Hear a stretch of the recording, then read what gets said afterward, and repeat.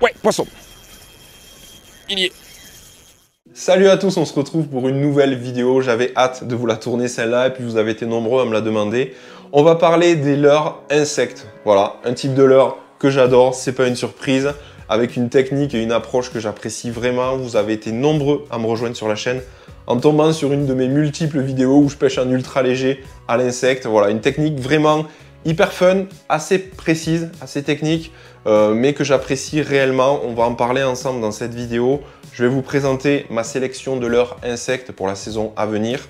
On fera un petit récap aussi sur le matériel à utiliser parce que ce sont des leurres assez spécifiques, donc il faut un matos quand même adapté.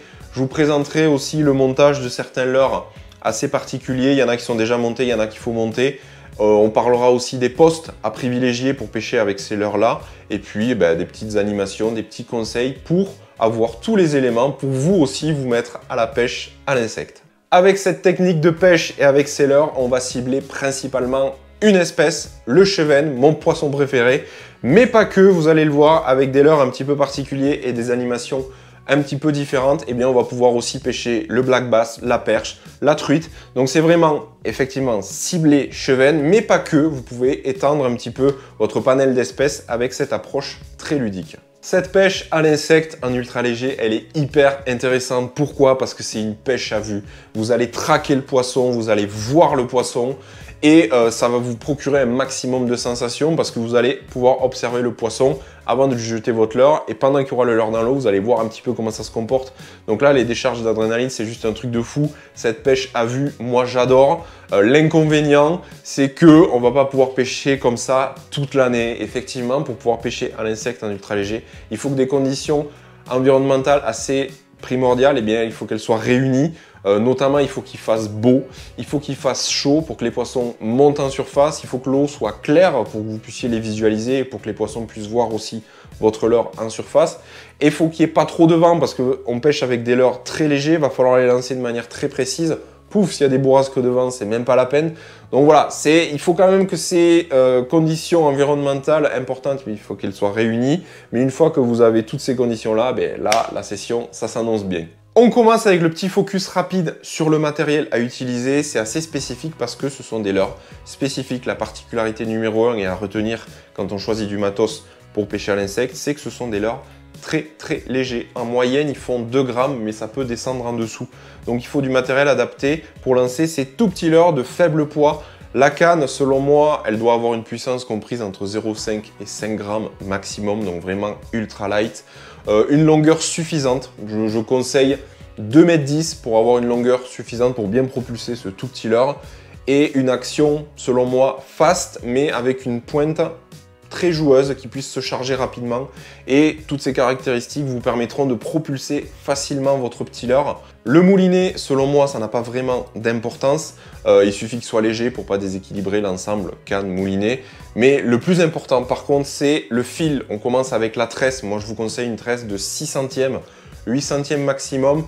Une tresse très fine, pourquoi? Pour pouvoir lancer très loin votre leurre, que cette tresse fine et très légère ne retienne pas ce leurre qui est très léger, donc ça vous permettra d'atteindre des distances de lancer importantes et vous allez comprendre après, c'est très important de pouvoir jeter loin parce qu'on s'approchera le moins possible des poissons. Donc une tresse relativement fine. Le bas de ligne, c'est pareil. Moi, je vous conseille une taille de 16 centièmes. C'est un bon compromis.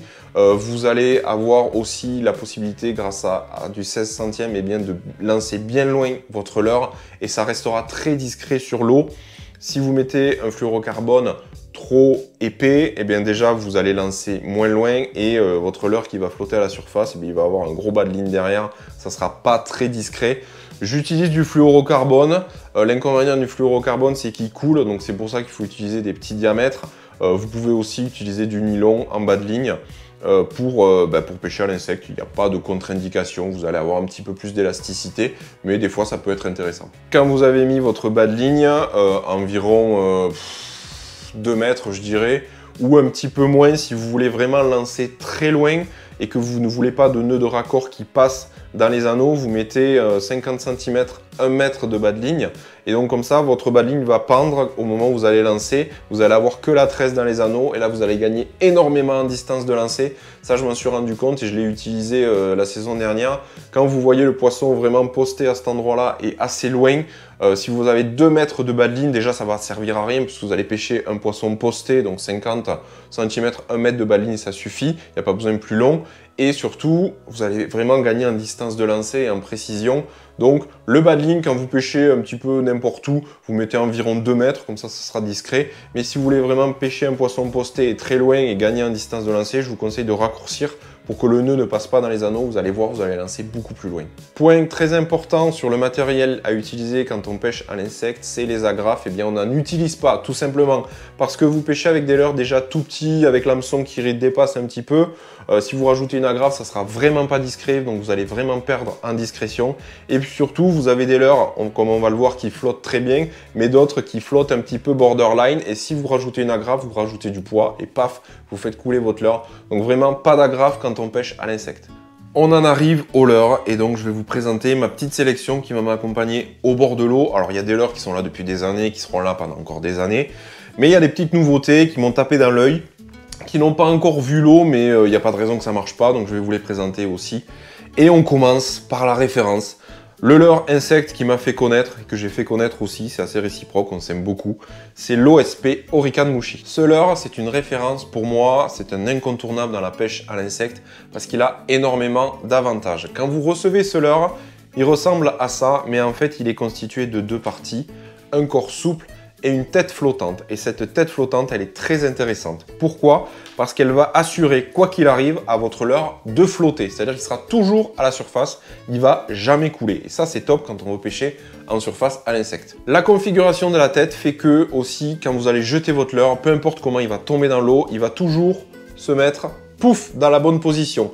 Hameçon vers le bas, et donc votre leurre il sera toujours pêchant. Sur cette tête, vous avez aussi un repère visuel fluo, alors jaune ou rose en fonction des modèles, et ça c'est super quand vous pêchez à longue distance, et bien pour garder le contact sur votre leurre. Le poisson ne le verra pas puisque c'est sur le dessus, donc lui il va arriver en dessous, mais vous ça vous permettra de voir votre leurre à distance. Enfin, cette tête elle est creusée sur le devant, donc c'est-à-dire que vous allez pouvoir faire popper votre leurre. Et donc ça rend ce leurre polyvalent, à la fois pour les chevennes, mais aussi pour les perches et les black bass, si vous faites des petits pops en surface.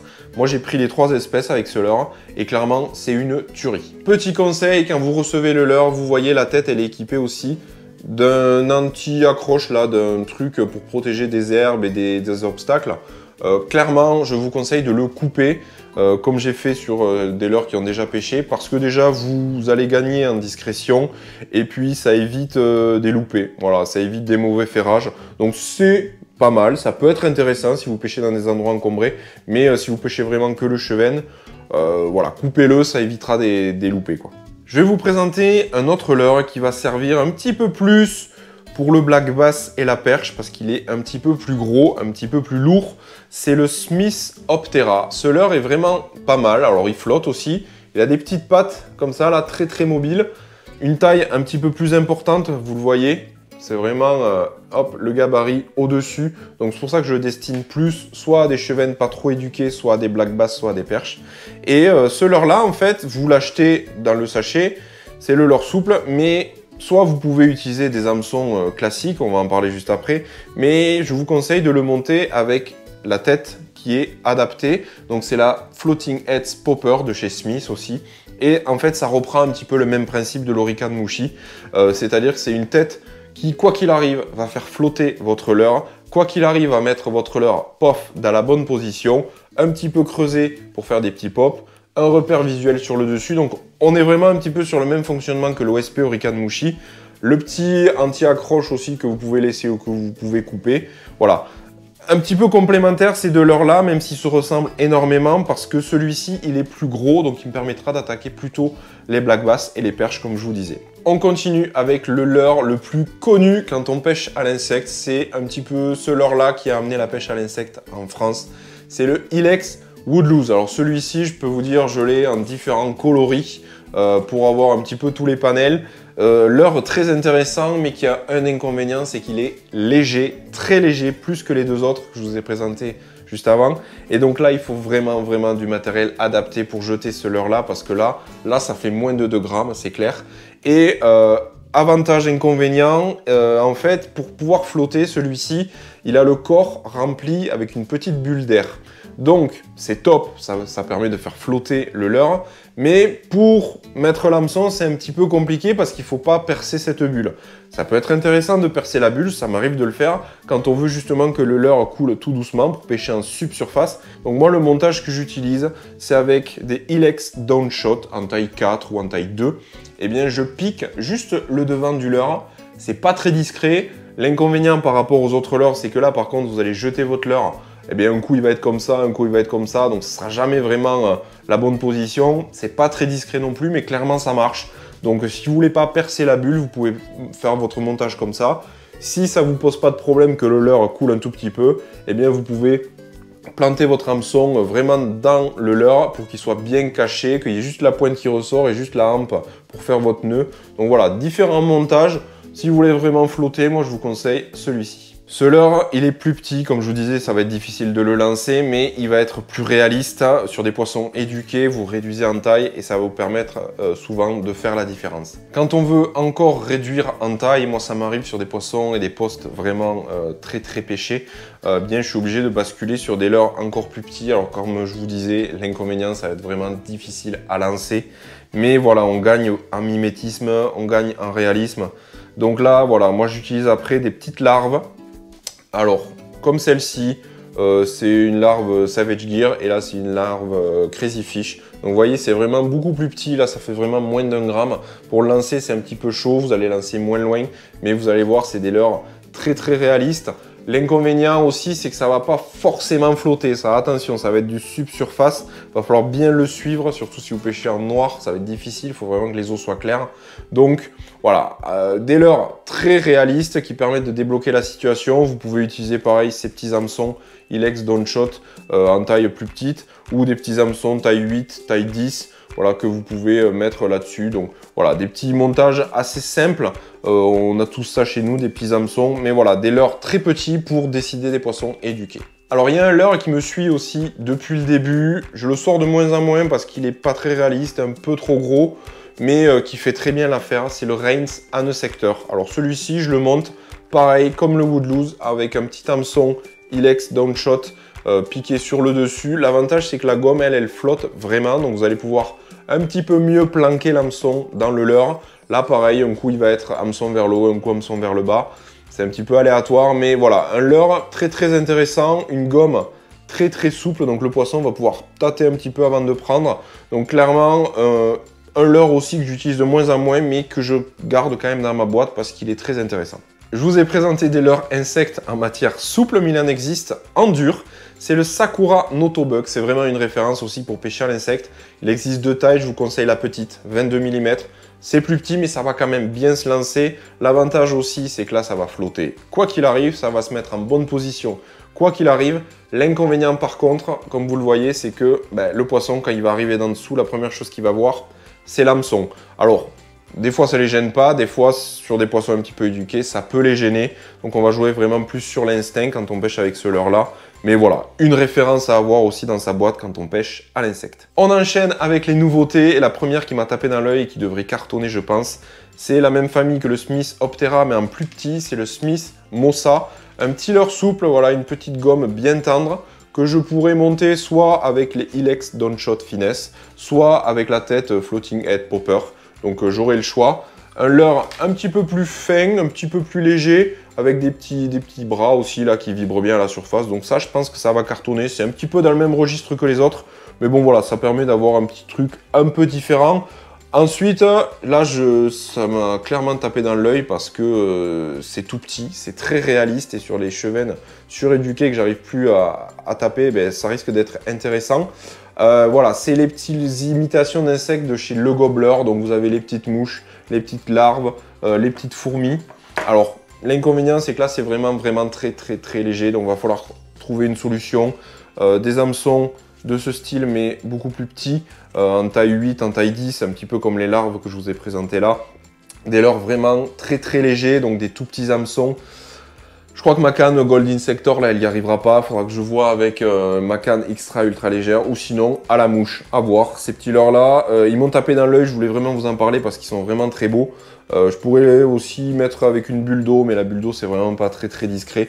Donc voilà, je vais vraiment les tester, je vous en parlerai dans l'année, je pense, mais des leurres très réalistes qui pourront décider des chevennes très éduquées. Si vous regardez un petit peu mes leurres insectes, ils ont toujours plus ou moins le même profil, un petit peu scarabée, un petit peu créature, un petit peu larve, tout ça. Et il y a un insecte qui est le plus présent pour moi, à la surface de l'eau et qui se fait bouffer, eh bien c'est la sauterelle. Et j'avais pas d'imitation de sauterelle, donc j'ai cherché un petit peu tout ça, et puis j'ai trouvé, ceci, c'est Dudule qui fait ça, avec Dudule le poisson pullule. Donc ils font des imitations artificielles de sauterelles, gavées d'attractants, donc ça va être énorme. Et donc voilà, c'est un petit peu le profil de leur insecte qui me manquait. C'est, je pense, l'un des insectes qui tombe le plus souvent dans l'eau quand vous êtes en rivière et au bord des champs. Eh bien, vous avez un nombre incalculable de sauterelles qui tombent dans l'eau. Donc c'est vraiment le profil de leur insecte qui me manquait. Je suis content de l'avoir trouvé parce que pour cette année, je suis sûr que ça va cartonner. Enfin, je termine sur les leurres et les nouveautés avec pas vraiment un leurre insecte, mais l'approche, elle est la même. C'est des imitations de murs. Parce que vous le savez, quand on pêche à l'insecte, en fait, on va imiter un insecte qui tombe dans l'eau, mais aussi une petite baie, un petit fruit, une mûre, etc. Et voilà, la mûre, c'est aussi quelque chose que je n'ai jamais utilisé. Vous pouvez bien entendu utiliser les mûres naturelles quand vous arrivez au bord de l'eau. Vous faites votre petite cueillette et si vous en trouvez sur votre spot de pêche, c'est que potentiellement il peut y en avoir dans l'eau, donc les poissons vont être réceptifs.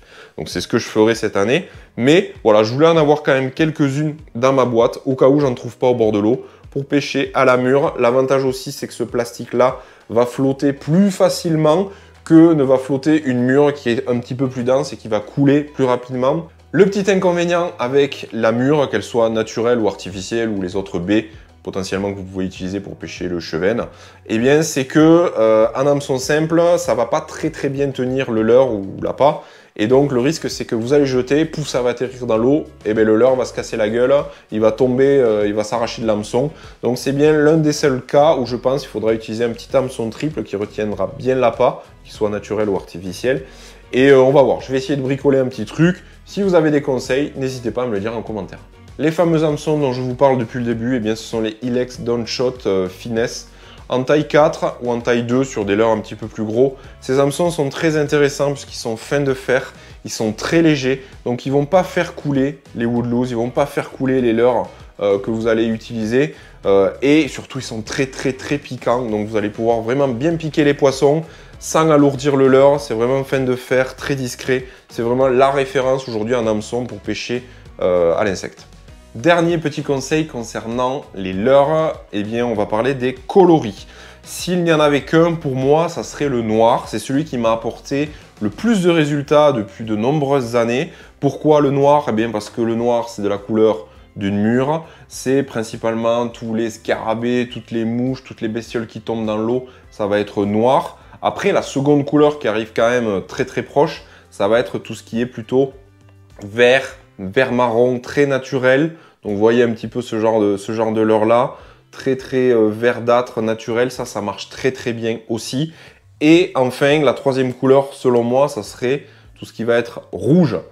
Tout ce qui va être petite baie qui tombe dans l'eau, petits fruits qui tombent dans l'eau, les mûres, pas très mûres, donc comme ceci, voilà, un petit peu rouge et rouge rosé. Voilà, clairement, ça serait les trois couleurs pour moi que je vous conseille. Vous savez un petit peu quel matériel utiliser, quel leurre utiliser. Maintenant, comment l'utiliser? Eh bien, la pêche à l'insecte, ce qui est intéressant, comme je vous disais, c'est que c'est une pêche à vue. Une pêche d'adrénaline, une pêche de traque. Et c'est ça que j'adore. C'est hyper stimulant, c'est hyper intéressant. Et voilà, à l'inverse d'une pêche classique au leurre, donc c'est-à-dire avec un crankbait, un leurre souple ou un topwater un petit peu plus classique, eh bien ces leurres-là, vous allez les lancer, les ramener, les lancer, les ramener, les lancer, les ramener en espérant faire du poisson. Là, c'est différent. On va pêcher des postes très précis et on va même pêcher à vue quand on aura vu un poisson. Donc, assez particulier, les postes les plus intéressants, eh bien, ce sont tous les arbres ou les buissons qui passent au-dessus de la rivière ou potentiellement, ou de l'étang d'ailleurs, potentiellement des bébêtes vont pouvoir tomber, des baies, des fruits rouges vont pouvoir tomber. Ces postes-là, potentiellement, il peut y avoir des poissons. Quand on parle de poissons postés à cet endroit-là, eh bien, ça peut être des chevennes principalement, des black bass, mais aussi des perches, pourquoi pas, voire des truites. Donc, cette technique de pêche à l'insecte, elle est différente d'une pêche de prospection, c'est vraiment une pêche de traque. Vous allez cibler principalement une espèce que j'adore, le chevenne, mais ça peut s'étendre à d'autres espèces comme je le disais. Et voilà, il va falloir pêcher l'individu et ou si vous ne voyez pas l'individu, si vous ne voyez pas de poisson, pêchez des postes vraiment marqués, des endroits où la bouffe peut tomber. Eh bien, vous allez leur présenter ces imitations qui ressemblent à des insectes, qui ressemblent à des fruits rouges qui tombent. Donc voilà, une pêche très intéressante mais assez différente et il faut quand même être précis et garder son sang-froid parce que quand on pêche à vue, effectivement, il ne faut pas faire n'importe quoi, il faut observer le poisson. Une fois que vous avez localisé un petit peu les postes, comme je vous disais, des arbres qui vont au-dessus de l'eau, tout ça, eh bien, il va falloir observer. Si vous voyez un poisson, vous allez avoir deux possibilités. Soit le poisson, il est vraiment posté immobile, soit le poisson, il se balade, on dit qu'il est en maraude. Si le poisson, il est posté, on va l'aborder en jouant sur son instinct. C'est-à-dire qu'on va jeter le leurre, pap, juste derrière lui, il va se retourner, il va l'attraper. Ça, c'est valable pour le chevenne, c'est valable pour le black bass. Donc c'est des poissons qui attendent la bouffe en fait, et ils vont entendre un truc tomber, pam, ils vont se retourner pour le bouffer avant le collègue. Donc ça, c'est pas mal, ça joue un petit peu sur leur agressivité, mais ça ne marche pas trop sur des poissons suréduqués. Au bout d'un moment, ils ont compris la musique, ils préfèrent observer ce qu'ils vont bouffer. Donc ce côté poisson posté, on joue sur l'instinct, ça marche pas toujours. Si ça marche pas, vous pouvez essayer de le jeter un tout petit peu devant eux.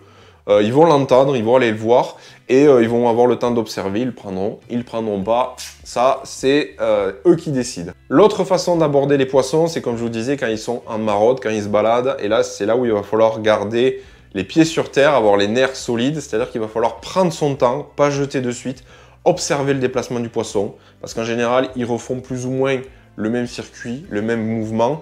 Et voilà, observez s'il part un petit peu vers la droite, un petit peu vers la gauche. Et donc, une fois que vous aurez compris un petit peu son déplacement, vous allez pouvoir jeter le leurre, l'imitation de fruits, l'imitation d'insectes, plus ou moins coulante. Vous allez pouvoir le jeter dans sa direction, 1,50 m, 2 mètres devant lui. Et donc, quand il va arriver sur sa trajectoire, il va tomber sur le leurre et donc potentiellement, il va le prendre. Donc, deux approches différentes. Soit un poisson posté, on joue sur son instinct ou on lui jette un petit peu devant. Soit des poissons en maraude et bon, on étudie leur trajectoire et on leur met dans leur trajectoire pour espérer qu'ils le prennent.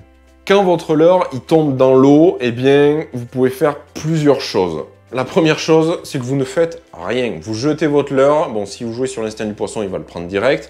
Mais si vous le jetez un peu devant lui ou si vous le jetez dans sa trajectoire de maraude, là, eh bien, vous faites rien. Moi, c'est vraiment ce que je vais vous conseiller dans un premier temps. Vous jetez votre leurre, vous ne faites rien. Vous laissez le poisson choisir. Après, en fonction des situations, il faudra s'adapter en fonction du comportement du poisson. Si vous voyez que ça ne l'intéresse pas forcément, vous pouvez commencer à faire tout doucement frétiller votre canne et votre ligne. Ça va faire bouger tout doucement votre leurre qui fera les petites ondes autour de lui, là, en fait. Comme un insecte qui est en train de se noyer, ça peut décider. La dernière animation, quand les deux autres ne fonctionnent pas, eh bien, vous allez pouvoir animer votre leurre un petit peu plus sèchement. Là, ça marche vraiment sur les chevennes pas trop éduquées, sur les black bass et sur les perches. Voilà, vous faites des petites tirées sèches, toutes petites mais assez sèches. Vous faites popper votre leurre en surface. Et voilà, ça peut déclencher certains poissons.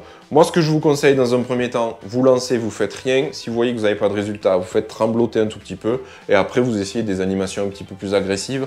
Mais globalement, dans 90% des cas, ce qui marche, c'est le leurre, vous ne le touchez pas, vous laissez faire, le poisson il va venir voir. L'inconvénient quand on anime en général, c'est que le poisson va avoir peur. Donc moi, je vous conseille dans un premier temps de ne rien faire et après vous adapter en fonction du spot, en fonction du comportement du poisson. On arrive sur la fin de cette vidéo, vous avez vu quelques références de leurre pour vous équiper si vous le souhaitez. On a fait un petit focus aussi sur le matériel à utiliser. On a parlé aussi des postes, privilégier des endroits où la bouffe peut tomber naturellement. Les poissons vont être postés là. Après, ben voilà, comment on aborde aussi un poisson, s'il est posté, s'il est en maraude et quelles animations on fait. Donc vous avez un petit peu tous les éléments pour débuter cette pêche à l'insecte qui est vraiment fun. On arrive en plein sur la saison estivale et donc c'est la meilleure saison pour pêcher ces poissons-là. C'est vraiment, comme je vous disais, il faut des conditions parfaites, une eau claire, qu'il fasse chaud, pas trop de vent.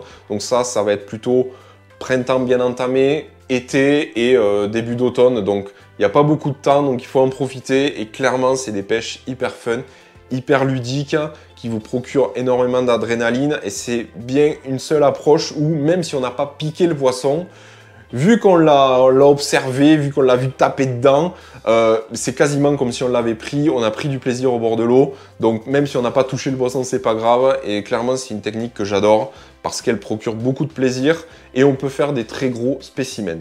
C'est la fin de cette vidéo, j'espère que ça vous aura plu. N'hésitez pas à faire péter le compteur de like, à vous abonner si ce n'est pas déjà fait et à cliquer sur la cloche pour recevoir toutes les notifications en cas de nouvelles vidéos. Si j'ai oublié quelque chose, les fans de l'UL et les fans de l'insecte, je compte sur vous, vous rajoutez ça en commentaire. Et si vous avez des questions aussi, n'hésitez pas à les poser en commentaire, j'y répondrai avec le plus grand plaisir.